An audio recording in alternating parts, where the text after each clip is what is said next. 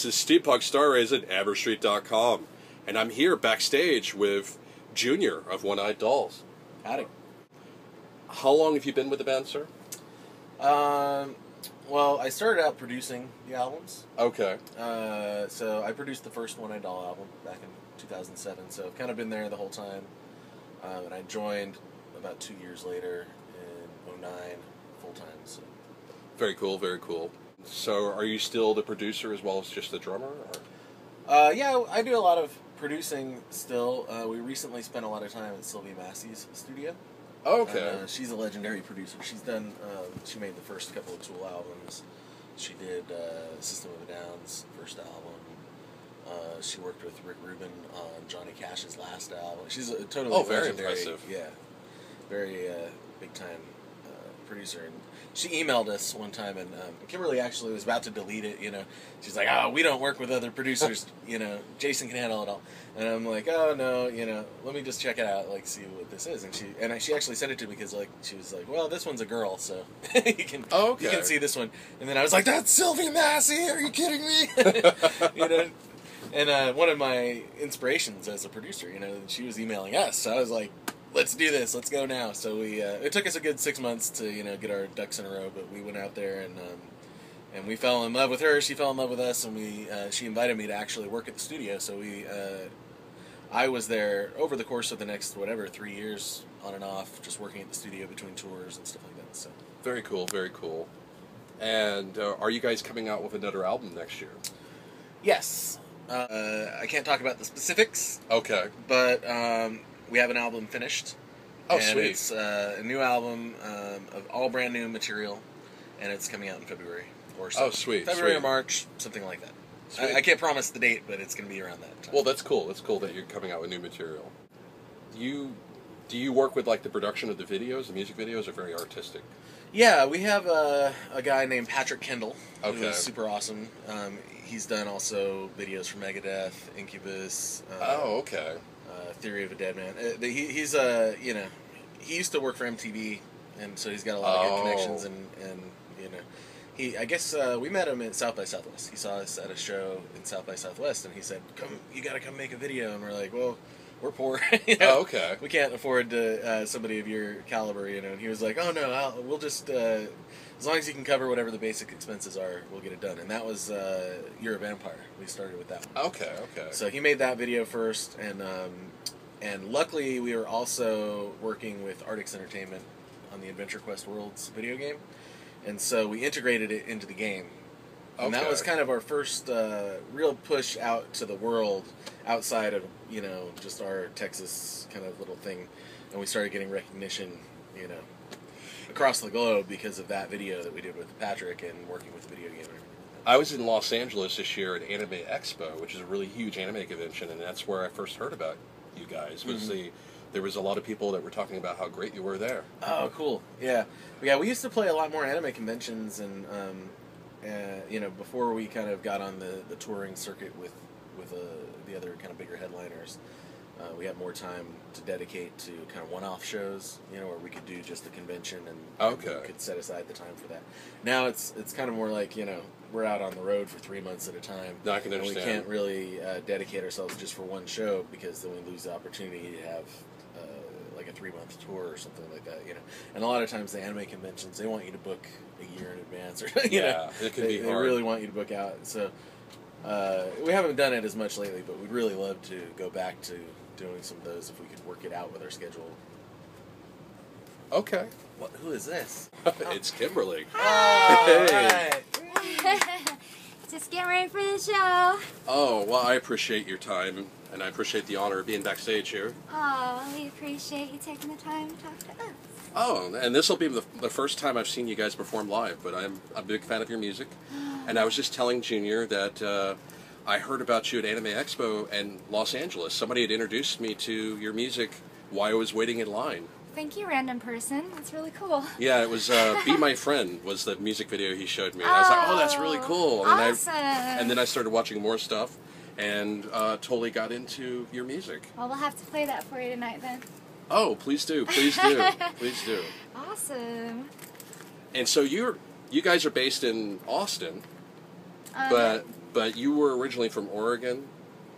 I was originally from a lot of places. I've moved Oh, around. fair enough. But I started out playing music in Oregon, yes. Okay, okay. And then moved it to Austin in 2005. In 2005? Okay. Yeah. Very Yeah. cool, very cool. And Junior, you're from... I was born and raised in Sacramento, California. Oh, okay, okay. And the strange thing is that around 2005, Kimberly and I both moved from The the Northwest. Northwest to Austin. And, Without knowing each other. and I was looking for the best band in Austin to record, you know. Okay. And somehow I got attracted to another Northwest band. So, but Very you know, cool. they were actually relocating to Austin at the time, and we were able to kind of dig in together and start a little thing. And there was a friend of ours who was also from Sacramento, California, called Giant Squid. Okay. That, they were signed. They were on the End Records. They were a little bit bigger at the time, and they came over and recorded our at my studio because we were friends way back. I was actually in the band back in '96, so Oh, they had very been cool. around for that long. And then Kimberly ended up joining the band that year in 2006. So 10 years apart, we were in the same band. In the same role as keyboardist, Yeah.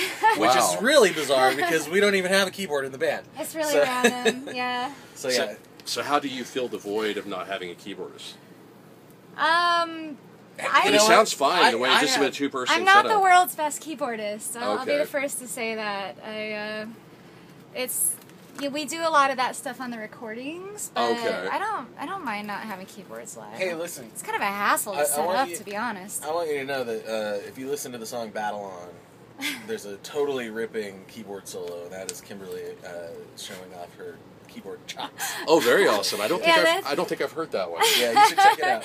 It's a lot of random notes. But No, it's really good. It's really, I love that solo. So. And Kimberly, you've Too played kind. you've played at Dragon Con before. I was just there last weekend. Oh, we love Dragon Con. Yeah, we actually weren't booked for it. We sort of Oh. snuck on the bill with our friends Architect. Hi, Architect! Our Awesome. Austin, Texas, awesome creative friends.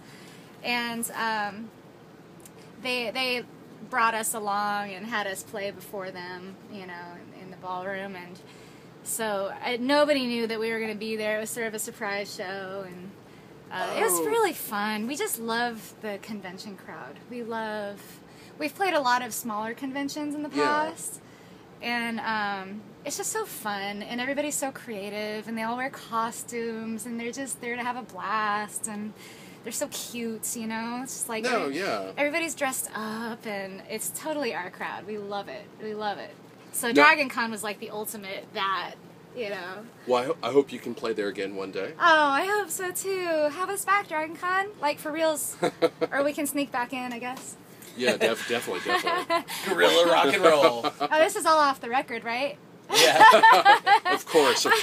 Off the record on YouTube. Yeah. This will be in the off the record section of YouTube. Yeah, everyone Yeah. on YouTube, Right. let's keep this a secret. We're going to keep this on the down low. We'll guys- be sneaking into Dragon Con. Okay. Let's all sneak in together. I think our cover might be blown. I also wanted to ask you about something else. I had been doing a little bit of research on you because I was preparing for this interview. You were on America's Got Talent? Uh-huh. Okay, how was that? That was another Architect thing. Another Architect, We do yeah. things together here and there. But, You were a zombie. Yeah, it was. So our friends Architect were on the show. They're super, super awesome, and they called me up and were like, "We want to do something with you. You know, come out to L.A. and we want to like integrate you into our set. You know, Very help us make it like fun or whatever." And so I came out and I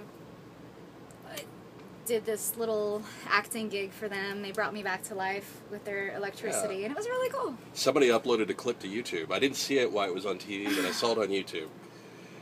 But it was very impressive, and I liked how you always stayed in character with brains. That was all. That was their message, and that's what they wanted me to put out there. So it's what are we about? Brains. That's cool. They're all That's super very cool. smart guys. They're geniuses, you know. So did you get to meet like Pierce Morgan backstage, or? No, I didn't meet any of the judges. Oh. They did. The guys did, but I was sort of removed. But still very impressive. You were on national TV. Apparently, she made Sharon Osbourne pee her pants. But that's Oh, okay. This okay. is off the record again, right? Yeah, of course. Always off the record on YouTube. Yeah, apparently Sharon was really into it, so that's cool. As long as the Prince of Darkness's wife liked it, I don't really care what anybody else thinks. She's the Queen of Darkness. You're the Queen of Darkness. Okay. Yeah. Very cool. Very cool. Not me, Sharon. No, Sharon. Oh, Sharon. Yes, Sharon She's is the Queen of Darkness. Not me. So you're the Princess of Darkness. No. She's dark. I'd be more like the housekeeper of darkness. I could be the French maid of darkness. There you go. There you Wow. That'd be cool. That would be That's super an awesome. intriguing visual. Can I be the pool boy of darkness? The pool boy of darkness. At Ozzy's house. I just want to be the pool boy of darkness. We'll at Ozzy's get you some short shorts. Well, there was a joke at Dragon Con is that steampunk is the new black. So I'm Nice. definitely steampunk. So it's sepia tones. I'm the I'm the sepia tone of Sepia darkness. is the new black. Yeah, there you I like go. it.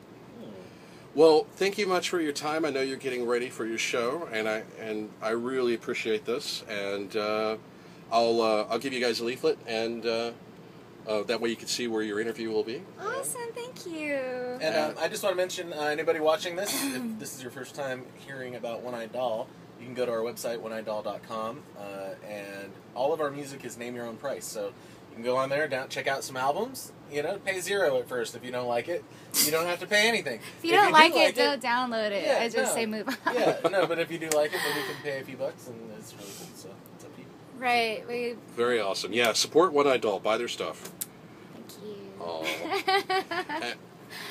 Anyway, this is Steampunk Star Raisin, AberStreet.com. You have a nice day, and I'll see you in 25 billion years.